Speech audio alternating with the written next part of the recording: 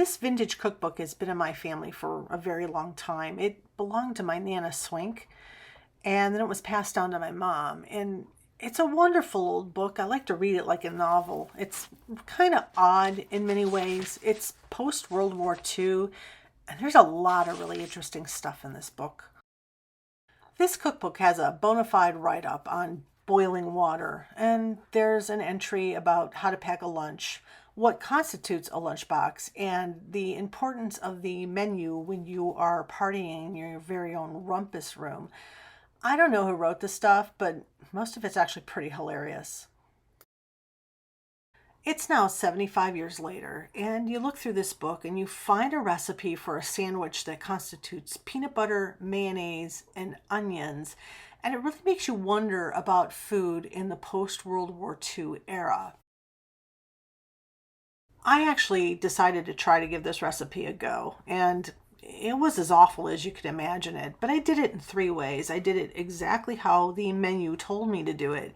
And the other 2 variations, I decided to use caramelized onion and sweet onion jam, and both of these recipes yielded some pretty interesting results. Now, I had my money on the peanut butter and caramelized onion, but surprisingly, it had no flavor at all. It was really quite shocking. So the last was the peanut butter and sweet onion jam, and that was like your standard peanut butter and jam sandwich. You could barely tell the difference unless somebody actually told you that the jam was made of onions. It was actually really good, but I don't think I'll be serving this at a party anytime soon.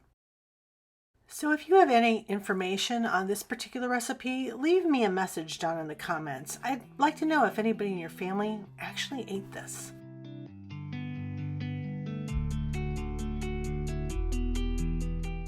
So my 5-year-old is very, very good at blowing out the knees in his trousers.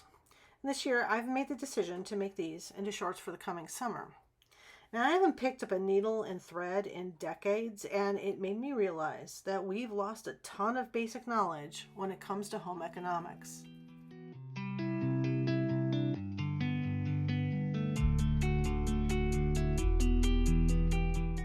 I have 2 very favorite kitchen staples, both of which I do a lot. One is homemade bone broth, and the other one is rendering fat to be used for cooking.